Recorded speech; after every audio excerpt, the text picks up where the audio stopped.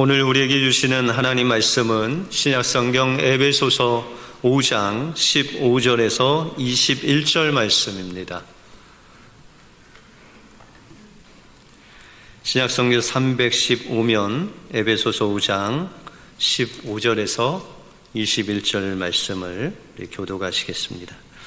그런즉 너희가 어떻게 행할지를 자세히 주의하여 지혜 없는 자 같이 하지 말고 오직 지혜 있는 자 같이 하여, 그러므로 어리석은 자가 되지 말고 오직 주의 뜻이 무엇인가 이해하라.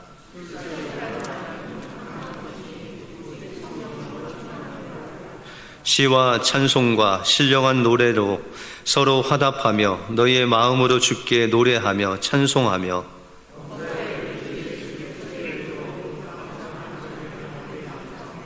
같이 읽겠습니다. 그리스도를 경외함으로 피차 복종하라.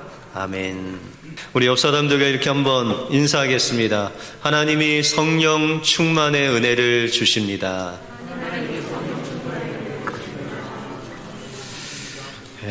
오늘도 우리 2부 현장 예배로 또 영상 예배로 나오신 여러분들에게 성령 충만한 은혜를 주님께서 내려주실 줄 믿습니다.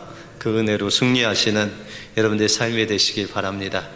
황의성 씨라는 사람이 성령이 계시네, 할렐루야 내게 계시네 라는 간증집을 출판하였습니다. 이 찬송은 우리가 191장에 보시면 내가 매일 기쁘게 성령이 계시네, 우리와 늘 계시네, 이 찬양을 이제 제목 삼아서 간증집을 낸 것입니다. 그는 지난 2001년 3월의 위암으로 세상을 떠나기 전까지 그의 삶 속에서 이 찬양을 매일 수십 번 부르면서 주님과 같이 동행하는 삶을 산 분이 바로 황의성 씨입니다. 그는 소년 시절부터 가난한 가정에서 자랐기 때문에 늘 도적질하고 또 남을 괴롭히고, 그래서 늘 이 감옥을 자기 집같이 드나드는 그런 사람이었습니다. 그런데 1970년 12월에 이제 그 감옥 안에 한 7개월 정도 남았을 때 감옥을 다른 곳으로 옮겨가게 되었습니다. 그래서 한 7개월 정도 남았는데 안양교도소로, 그가 교도소를 옮기고 새로운 그런 감방 생활을 하게 되었습니다. 그런데 유난히도 그 같이 살았던 그 감방 안에 있던 사람들이 이 황의성 씨를 너무나 괴롭히는 것입니다. 그래서 한 성깔 하는 이 황의성 씨도 그들과 함께 이제 맞대어서 늘 이제 싸웠는데, 뭐 한 명이 여러 명하고 싸우니까 백전백패입니다. 그래서 매일 맞고 코피나고 피나고 그런 일을 계속 반복했습니다. 그래서 늘 그 마음속에는 분노가 꽉 차 있었습니다. 그런데 그 감방 안에 한 이제 죄수가 이 싸움을 보면서 늘 기도를 하는 그런 죄수가 있었어요. 신실한 크리스천인데 어떻게 감옥에 들어와서 죄를 뉘우치고 회개하면서 늘 그 감방 안에서 이 황의성 씨와 그 고참들이 싸우는 그 모습을 보고 무릎 꿇고 기도하는 그 분이 옆에 계셨습니다. 어느 날 그는 이제 또 싸우고 터지고 피가 흐르고 있는데 그 싸움을 보면서 눈물로 기도하다가 이 황의성 씨에게 다가와서 그 눈물 흘렸던 그 눈물이 마르지 않은 상태에서 그 피를 닦아주고 위로해주고 또 그 상처난 곳을 감싸주면서 예수 믿으라고 하는데, 갑자기 이 뜨거운 무엇인가가 자기 가슴에 이렇게 몰려오는 것 같은 그런 은혜를 누리게 되었습니다. 그때부터 이 황의성 씨는 그 크리스찬과 함께 성경 공부를 하고 그 성경을 읽게 되고 그 성경 가운데 주님을 만나게 되었습니다. 그가 주님을 만나게 되니까 그가 성령께서 그 안에 계신 것을 믿게 되고 날마다 예전에는 그냥 덤비면 싸우고 또 두들겨 맞고 피나고 이런 삶이 그의 삶이었다면, 이제 예수를 믿고 나서는 그가 변화되어서 뭐 조금 건드려서는 반응도 하지 않고 오히려 그들을 섬기고 도와주고 또한 변화된 모습으로 그 생활을 했습니다. 교도소 측에서도 이 황희성 씨가 변화된 모습을 보면서 7개월 남은 그 형량을 모범수로 3개월을 줄여서 4개월만 살고 이 3개월 일찍 그가 나가게 되었습니다. 그는 출소 후에 날마다 이 감옥 안에서 누렸던 그 성령의 충만한 그 은혜를 감사하면서 찬송가를 날마다 성령이 계시네, 내 마음속에 늘 계시네 라고 할렐루야 라고 하면서 그 찬양을 하면서 자기와 같이 그 어려움을 당한 사람을 찾아가서 위로해주고 기도해주고 간증해주고 남은 생애를 그 영혼들 위해서 바침으로 인해서 많은 어려움에 당한 사람들 위로하고 그리스도께로 인도할 수 있었다라는 것입니다. 여러분들, 한 인생이 변화된다는 거 우리의 인간의 힘으로는 할 수 없습니다. 그런데 성령님이 그의 마음을 만져주시고 그와 함께 하시면 어떤 죄수라도 어떤 고집센 사람이라도 변화될 수 있다라는 것입니다. 왜냐하면 성령님이 우리가 예수 그리스도를 믿을 때 우리 안에 오셔서 우리와 함께 하시고 우리를 변화시켜 주시기 때문입니다. 그러므로 우리가 날마다 그 성령님을 의지하여 주님을 바라보고 또 주님과 동행하는 삶을 살 때 하나님께서 어느새 여러분들의 삶을 변화시켜 주셔서 주님과 동행하고 또 성령 충만한 삶으로 인도하셔서 여러분들의 삶을 통해서 하나님의 살아계심이 나타나는 그런 하나님의 자녀로 변화시켜 주실 줄 믿습니다.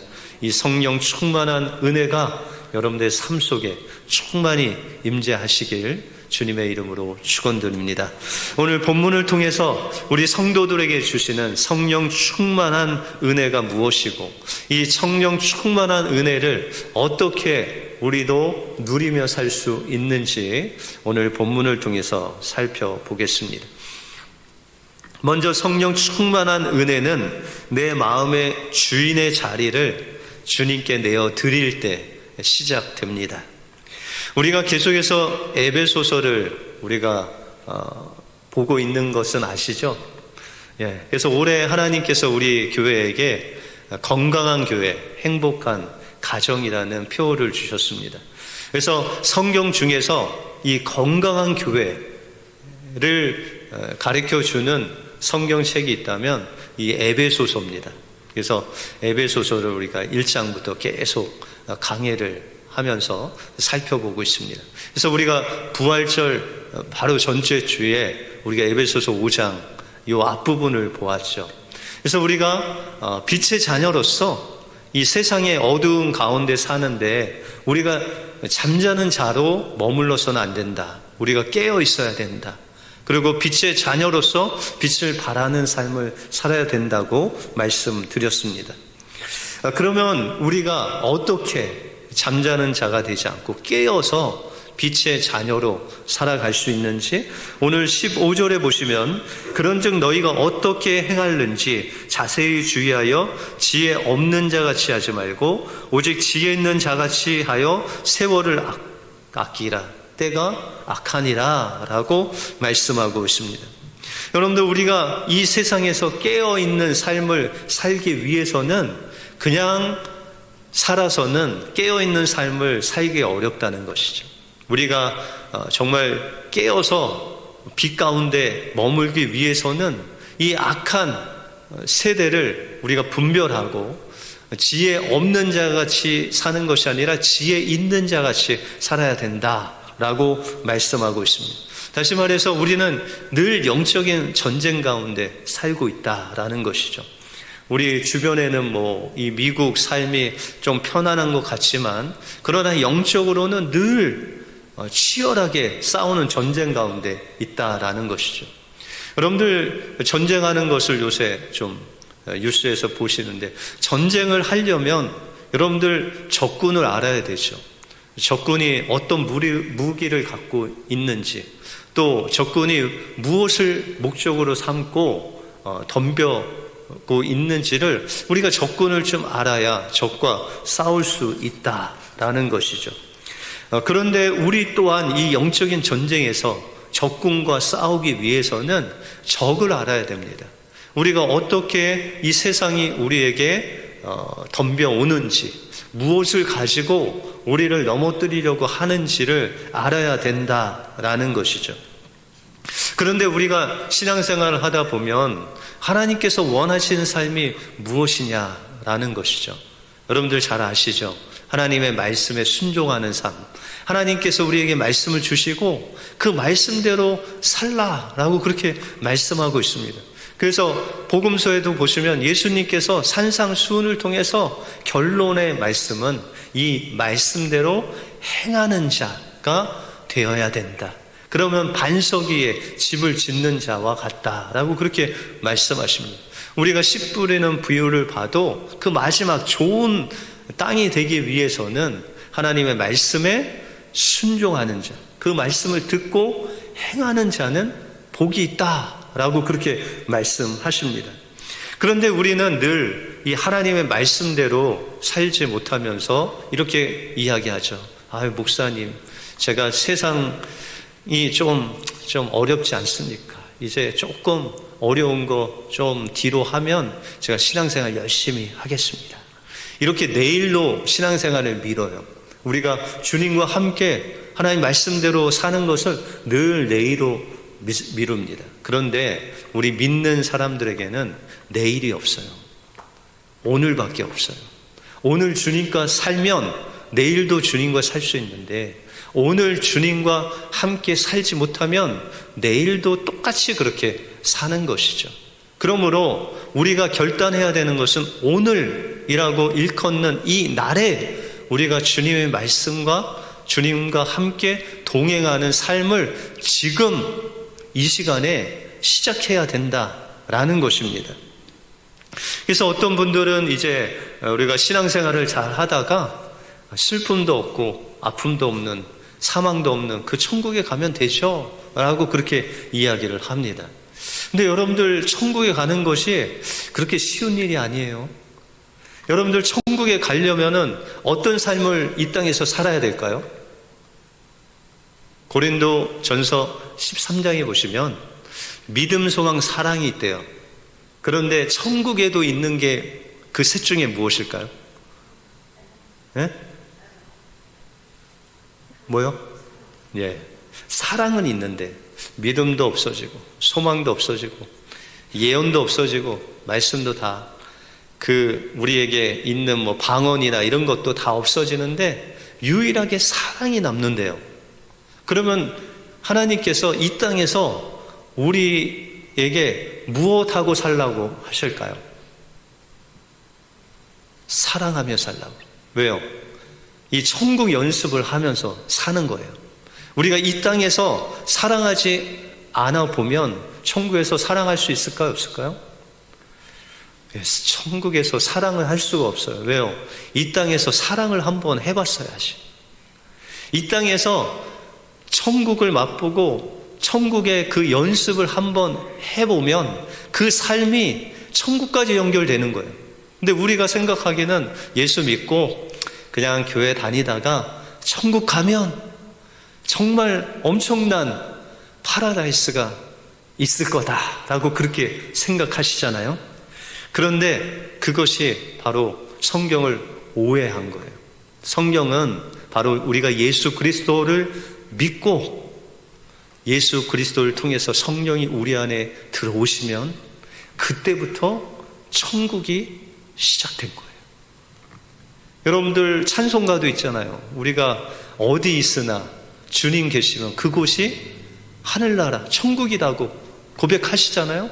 맞습니다. 우리는 이미 하나님의 나라가 예수 그리스도를 통해서 우리 안에 임하셨고 천국의 삶이 이제 시작된 거예요. 그런데 우리는 그 천국의 삶을 살지 않고 나중에 죽으면 천국에서 그 삶을 살려고 하니까 우리가 계속 내일로 그 천국의 삶을 미루고 산다라는 거죠. 그래서 오늘 사도 바울이 이 땅에서 너희가 천국의 삶을 어떻게 살 것을 말해주고 있어요. 여러분들 17절에 보시면 그러므로 어리석은 자가 되지 말고 오직 주의 뜻이 무엇인가 이해하라 라고 그렇게 말씀하고 있어요. 계속해서 예수님도 주의 뜻대로 행하는 자가 하나님이 원하시는 자라라고 말씀하시죠. 그러면 지혜 없는 자가 되지 말고 지혜 있는 자가 되어서 하나님의 뜻이 무엇인가를 이해하라라고 그렇게 말씀하세요. 여러분들 지난주에 엠마오로 가던 두 제자들이 부활하신 예수님을 알지 못했잖아요. 그래서 예수님이 그들에게 행하신 것이 뭐죠? 구약의 율법과 선지서를 통해서 예수님이 왜 고난을 받으셔야 되는지, 왜 십자가에 죽으셔야 되는지, 왜 부활하셔야 되는지를 설명해 주셨다. 그들의 눈높이로 풀어서 설명해 주시니 그들이 마음이 뜨거워져서 하나님의 그 말씀을 통해서 부활하신 주님을 이제 만나게 되죠. 마찬가지로 우리가 주님께서 오늘 말씀을 통해서 우리가 이 땅에서 어떻게 천국을 누리면서 살아야 될 것인가를 너희가 이해하라라고 말씀하세요. 이해하라는 것은 그것을 보고 깨달아 알라라고 그렇게 말씀하고 있다는 것이죠. 그러면 우리가 이 땅에서 천국의 삶을 어떻게 살 것인가를 친절하게 말씀하고 있어요. 18절에 보시면 술 취하지 말라. 이는 방탕한 것이니 오직 성령으로 충만함을 받으라 라고 말씀하고 있습니다. 세상 사람들은 어디에 취해 살아요? 술에 취하여 사는데 하나님의 사람들은 무엇에 충만함을 받아야 돼요? 성령 충만함을 받을 때 그 곳이 바로 천국의 삶이 시작되는 시작점이다 라고 그렇게 말씀하고 있다는 것이죠. 여러분들 미국에서 술 취한 분 보셨어요? 술 취한 분. 저는 한국에서는 좀 본 것 같은데 미국에서는 그렇게 많이는 안 본 것 같아요. 그런데 여러분들 술 취한 사람 딱 보면 저 사람이 술 취했는지 안 취했는지 어떻게 아세요? 술 취한 사람하고 말을 좀 해보시면 금방 알아요. 이 혀가 꼬여 있어요. 그래서 말을 해도 뭐 그냥 혀가 꼬인 말을 해요. 그리고 그 사람들 이렇게 걸음걸이를 보면 그냥 자기는 곧장 걷는다고 하는데 그냥 비틀비틀 걸어요. 이 술 취한 사람의 특징이죠. 그리고 술 취한 사람은 술이 인도하는 대로 말하고 술이 인도하는 대로 행동하고 술이 인도하는 대로 가죠. 그래서 저 사람은 술 취한 사람이다. 우리가 분명히 알 수 있어요. 그러면 여러분들 성령 충만한 사람은 어떨까요? 성령 충만한 사람은 좀 보면은 알 수 있을까요? 없을까요? 무엇을 보고 알 수 있을까요? 말하는 거 보면 저 사람이 예전에 저런 말을 할 사람이 아닌데 저렇게 은혜로운 말을 하네. 저 사람이 조금 바뀌었어. 저 사람이 행동하는 거 보니까 예전에는 뭐 물질이 있어도 저렇게 남을 도와주지 않았는데 이번에 우크라이나 구제헌금 한다는데 저 사람 구제헌금을 또 저렇게 하시네. 뭐 좀 이상해졌어요. 여러분들 성령 충만한 사람은요 말하는 거, 행동하는 거 그가 무엇인가에 이끌려 사는 것 같아요. 누구에 의해서? 성령에 이끌려서 저 사람이 아니라 성령께서 막 인도하시는 것이 보이는 거죠. 그게 성령 충만한 사람의 특징이다라고 말할 수 있다라는 것이죠. 그러면 이 성령 충만함은 누가 받을 수 있을까요? 누가? 우리가 보통 오해를 하죠. 성령 충만하면 확 방언하고 막 뜨거워져 갖고 막 그 가정을 다 버리고 나가서 뭐 전도하고 이러는 사람을 가리켜 성령 충만한 사람으로 여러분들 잘못 이 인식을 하고 계십니다. 여러분들 성령 충만함은요, 여러분들 예수 믿고 구원 받으셨죠? 그러면 성령 세례 받은 사람이에요. 여러분들은 이 성령 세례라는 것은 거듭났다. 내가 구원 받으면 그걸 다른 말로 성령 세례를 받았다 그래요. 그러니까 성령께서 우리가 예수 그리스도를 믿을 때 우리 마음속에 내주하신 것이죠. 그게 성령 세례라고 해요. 근데 그 성령께서 우리 안에 들어오셔서 우리를 다스려 주시는 것, 우리를 인도하시는 것, 그것이 바로 성령 충만한 거예요. 그러니까 성령 세례는 한 번 성령이 오시는 거고, 한 번 오신 그 성령께서 우리의 삶을 다스리시고 인도하시는 그 성령을 가리켜 성령 충만이라고 해요. 그러면 성령 충만은 누가 받는 거예요? 성령 세례 받은 여러분들이 매일매일 삶 속에서 성령 충만을 받는 거예요. 그런데 우리가 왜 성령 충만하지 못할까요? 성령을 받아야 되는데 받지를 못해요. 다시 말해서 성령 충만하는 것은 우리 안에 성령님이 계시니까 늘 성령 충만이 준비되어 있어요. 그것을 우리가 받으면 돼요. 여러분들 아이들에게 그 갓난 아이가 막 울면은 우유 주잖아요. 우유 타서 또 손에 한번 해보고 안 뜨겁나 보고 이제 아이한테 주면은 아이가 그냥 그게 들어가자마자 울음이 끝이잖아요. 그런데 어떤 아이는요, 그 우유를 타서 줘도 안 먹는 애가 있어요. 어디가 아프거나 아니면 그 우유가 안 맞거나 그럼 그 우유를 못 먹어. 그러면은 계속 못 먹으면 아프게 되죠. 마찬가지로 하나님께서 성령님을 통해서 우리에게 영의 양식을 주시고 우리의 삶을 인도하시는데 우리가 그것을 받아들지 못하고 성령의 인도하심을 받지 않아요. 여러분들 어떤 분이 선물을 가득히 싸갖고 여러분들에게 주려고 왔어. 근데 여러분들이 그거를 거부해요. 그러면은 선물을 줄 수가 있어요, 없어요? 여러분들이 끝까지 안 받으면 그 선물이 내게 되는 게 아니죠. 여러분들 성령 충만도 마찬가지예요. 하나님이 성령 충만을 여러분들에게 여러분들 안에서 주시고 여러분들의 삶을 인도하시려고 하는데 여러분들이 손을 내밀어 그것을 받지 못해요. 왜 안 받아요? 여러분들 손에 여러분들께 가득해. 그걸 내려놓고 받아야 되는데 그거를 안 내려놔요. 내 고집, 내 삶의 방식, 내 생각, 하나님 그게 아니라니까요. 그냥 내가 이렇게 살아야 돈 많이 벌 수 있고 내가 잘 살 수 있어요. 안 내려놔요. 그걸 내려놓고 성령께서 인도하신 거 받기만 하면 되는데 그 성령 충만을 안 받는 내가 내 탓이라는 것이죠. 그래서 여러분들 성령의 충만함을 받으려면 우리 자신을 내려놓고 전적으로 주님을 신뢰하는 것이 필요하다라는 것입니다. 19세기 말에 엄청난 성령의 역사를 일으킨 스미스라는 목사님이 계십니다. 근데 이 스미스 목사님은 집안이 가난해서 결혼할 때까지 글자를 쓸 수가 없었어요. 그런데 그 부인 아내가 구세군 설교를 하는 그런 부흥사였어요. 그분을 만나고 이제 글을 깨우칩니다. 그래서 성경도 읽고 그런 노력 끝에 그가 목사가 됩니다. 근데 이 스미스 목사님이 설교를 해야 되는데 죽어도 설교는 못하겠다는 거예요. 뭐 사람들에게 성경 공부도 가르치고 개인적으로 영접도 시키고 전도도 하고 이건 다 하는데 그 강대상 위에서 설교를 죽어도 못하겠다.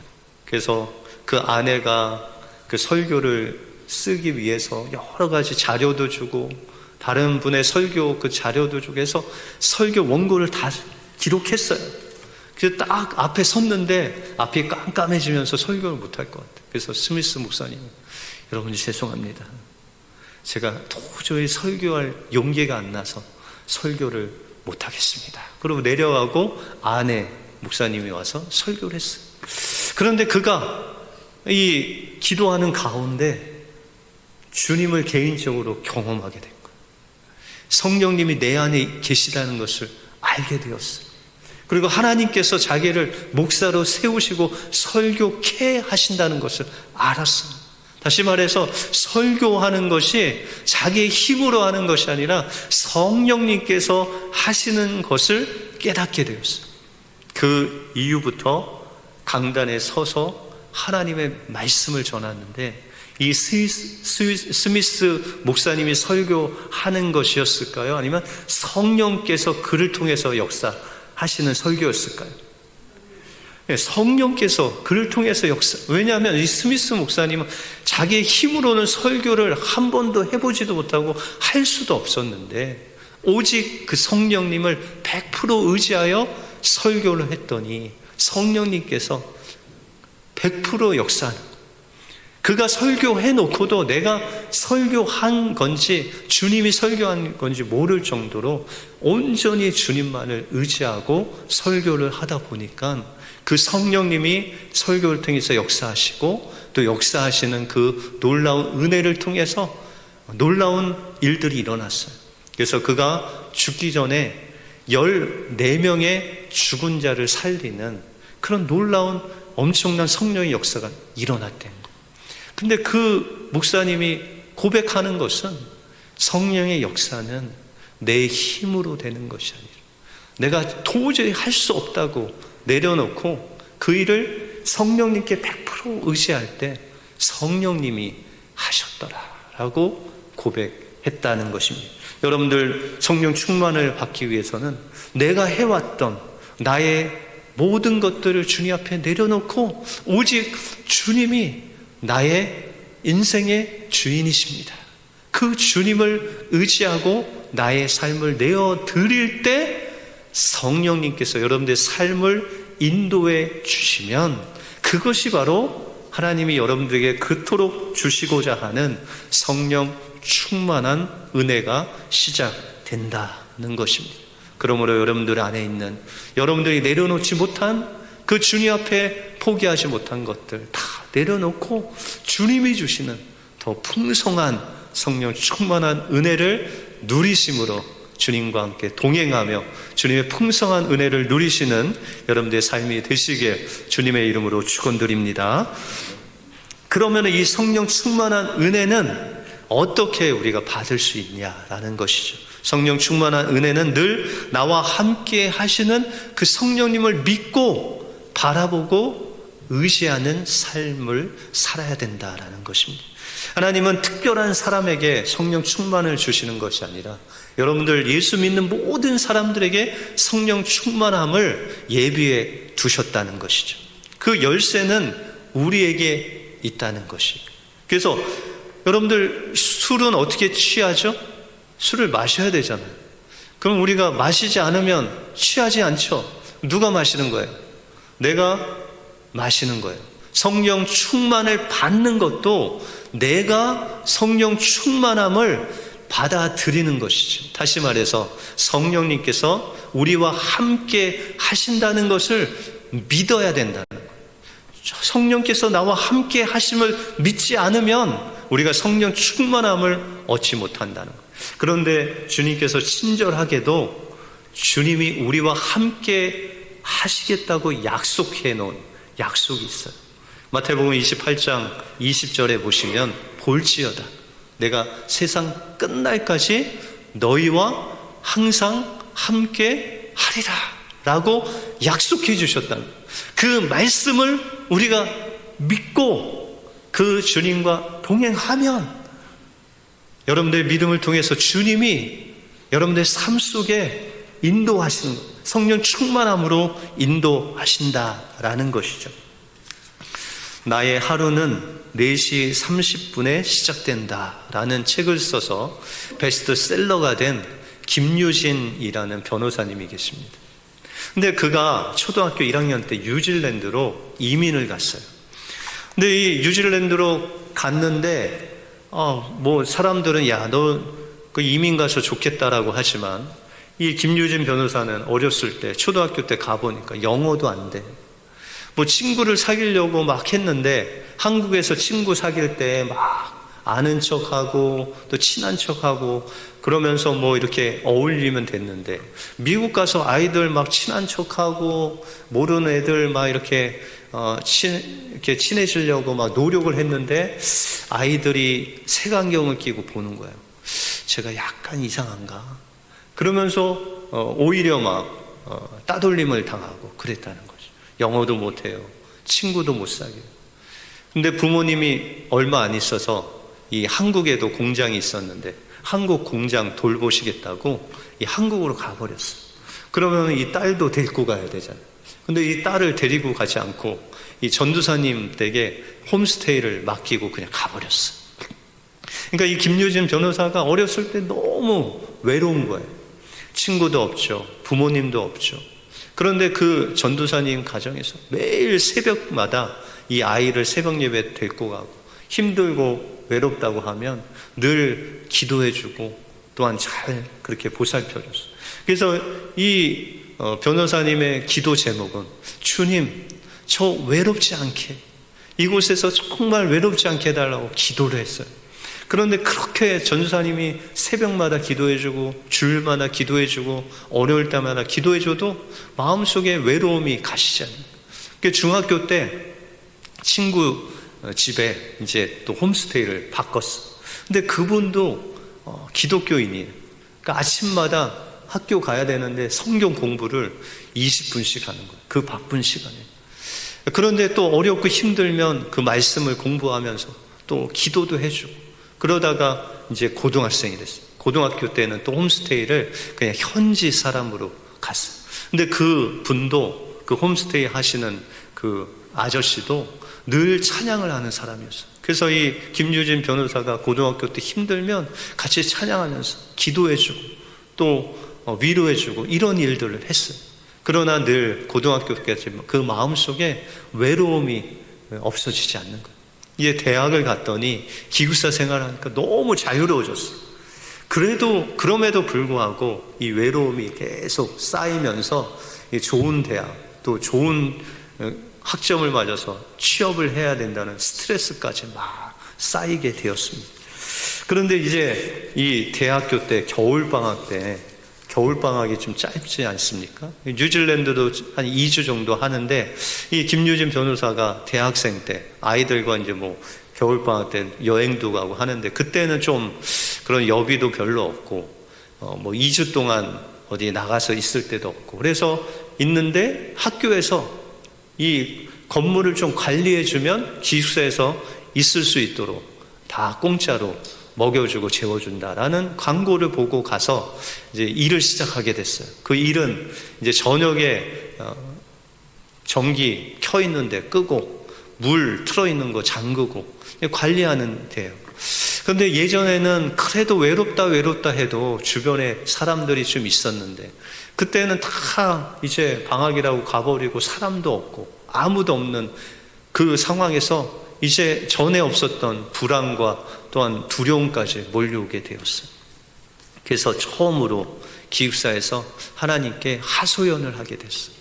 하나님, 제가 초등학교 때부터 지금까지 이 외로운 길에 살면서 누구 하나 뭐 남에게 피해 주지 않고 또 욕심도 없고 단지 하나님께 외로움 하나 없애달라고 그렇게 기도했는데 하나님 외로움 없어주시는 게 그렇게 어려우셨어요. 아니 왜 그 기도를 들어주시지 않고 이렇게 외롭고 쓸쓸하고 두려움이 있게 그렇게 하세요 라고 기도를 하는데 갑자기 마음속에서 성령님이 무엇인가 이야기하는 그 이야기를 듣게 되었어요. 그러면서 그 성령님이 생각나게 하시는데 초등학교 때 그 홈스테이 하시는 그 전도사님 통해서 너 맨날 예배하고 기도하고 너 외로울 때 내가 그 사람을 보내줘서 너 외롭지 않게 기도하게 했다. 너 중학교 때 그 친구 어머니를 통해서 성경 공부하게 하고 기도해 줬지 않냐. 너 고등학교 때 그 홈스테이 그 사람 내가 보낸 거다. 너 어렵고 외로울 때 같이 찬양하고 너 외롭지 않도록 내가 보낸 거야. 그렇게 말씀하시는데 이 김유진 변호사가 마음에 그러면 주님 그때도 저와 함께 하셨어요? 그때 그 기도를 나 들어주시고 응답하고 계셨어요? 그러고 나니까 그 혼자 있는 게 아니라 그 자리에 주님이 함께 계심이 믿어지더래요. 그러면서 예수님께서 십자가에서 혼자 외로이 그 십자가에 박힌 모습이 자기 마음속에 떠오르면서 예수님 얼마나 외로우셨을까? 예수님 그 십자가에서 그 고난을 받으시고 하나님을 아버지라 부르지 못하면서 그 십자가 길을 홀로 가실 때 그 예수님이 얼마나 외로우셨을까? 그리고 그 길 가는 예수님이 십자가에서 죽어가는 그 모습을 보시면서 하나님은 얼마나 또 마음이 아프셨을까? 그 마음이 막 느껴지면서 통곡을 하면서 주님 앞에 기도를 하는데 하나님께서 그렇게 말씀하시더래요. 야, 유진아, 너는 외롭지 않게 해달라고 기도했는데 나는 그 외로움을 나와 함께 극복할 수 있는, 그 외로움을 극복할 수 있는 응답을 너에게 해준 거다. 그렇게 말씀하시더래요. 우리는 단지 그 외로움이 싹 없어졌으면 좋겠는데 하나님은 그 훈련을 통해서 어떻게 하면 외로움을 극복할 수 있는 그 능력까지 주셨대요. 그리고 그 김유진 변호사가 그때 깨달은 것은 아무리 부모님과 함께 있고 친구들한테 인기를 얻고 어떤 좋은 직장에 들어가도 외롭지 않는 것이 아니라 주님이 함께 있을 때 내가 외롭지 않구나 라는 것을 그제서야 깨달았대요. 그리고 그가 매일 아침에 4시 반에 일어나서 주님과의 시간을 갖는 거예요. 외롭지 않게. 주님이 오늘 또 어떻게 역사하실까? 주님이 어떻게 나의 삶을 이끌어 가실까? 그 시간이 얼마나 소중한지를 깨닫고 그가 책도 내고 동영상을 통해서 그의 삶을 공개하면서 외롭고 지친 사람들에게 하나님과의 시간을 가져보라고. 그러면 하나님께서 여러분들을 외롭지 않게 해주신다라는 것을 지금도 간증하며 사람들을 도와주고 있다라는 것이죠. 여러분들 어떻게 이민생활 외로우시죠? 그런데 그 외로움을 극복할 수 있는 능력이 바로 주님과 교제의 시간을 갖는 거예요. 여러분들 오늘부터 내일 아침부터 주님과의 교제의 시간을, 그래서 4시 반에 안 일어나셔도 돼요. 5시에 일어나셔도 되고 그 시간을 정하세요. 나는 죽었다 깨어나도 아침에는 못 일어납니다. 그러면 저녁 시간, 내가 8시 반에서 9시까지 내가 주님과 같은 교제하는 시간을 갖겠다. 그리고 그 시간만은 다른 사람들에게 양보하지 마세요. 그 시간을 잃어버리면 여러분들에게 외로움이 찾아옵니다. 그래서 우리가 그 성령 충만한 삶을 살기 위해서는 내가 가지고 있는 거 주님께 내려놓고 주님이 늘 나와 함께 계신다는 것을 믿고 그분과 교제하며 나갈 때 하나님께서 여러분들에게 성령 충만한 은혜를 더해 주셔서 외롭지 않고 주님이 주신 그 풍성하고 또한 기쁜 성령 충만한 은혜로 살아갈 수 있도록 인도해 주실 줄 믿습니다. 그 은혜가 여러분들의 삶 속에 임하시길 주님의 이름으로 축원드립니다. 기도하겠습니다. 하나님 감사합니다. 오늘 에베소서를 통해서 우리가 이 악한 세대 또한 이 세대를 분별하고 깨어 있어서 하나님께서 우리에게 원하시는 그 삶이 무엇인지를 보게 해주심을 감사합니다. 이제 세상을 향한 우리의 눈을 잠시 내려놓고 주님께서 우리를 향하신 그 성령께서 함께 하심을 보게 하여 주시고 그분과 교제하고 그분이 인도하시는 대로 우리가 따라가는 삶을 한 걸음 한 걸음 살게 하여 주셔서 우리의 삶 속에서 주님이 주시는 기쁨, 주님이 주시는 감사, 주님이 주시는 그 사랑으로 가득 찬 성령 충만한 은혜를 누리며 살아가게 하여 주시옵소서. 모든 것 주님께 감사드리오며 예수 그리스도 이름으로 기도하옵나이다. 아멘.